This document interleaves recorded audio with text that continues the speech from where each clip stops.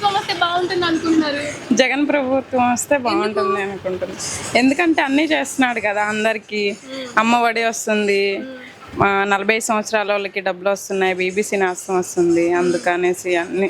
అంటే జగన్ పెట్టిన పథకాల వల్ల ప్రజలందరూ సోమరిపోతులు అయిపోతున్నారు అని చెప్పి టీడీపీ జనసేన అంటున్నారు కదా. ఎందుకు అలా ఏం లేదు, ఇల్లు లేని వాళ్ళకి ఇల్లు స్థలాలు ఇచ్చారు కదా, చాలా మంది ఇదిగా ఉంటున్నారు అనుకుంటున్నాను. మరి ఇప్పుడు టీడీపీ జనసేన పొత్తులతో వస్తున్నారు కదా, మరి జగన్ గారికి ఏమన్నా ఎఫెక్ట్ ఉంటుంది అనుకుంటున్నారు? ఏం ఉండదు, ఆయనకు ఉంటుంది కదా, ఆయన వస్తే బాగుంటుందని మేము ఈసారి అనుకుంటున్నాం. పులివెందులలో టీడీపీ జెండా ఎగరబోతుందని చెప్పి అంటున్నారు. అలా ఏం ఉండదు, జగన్ గారే వస్తారు.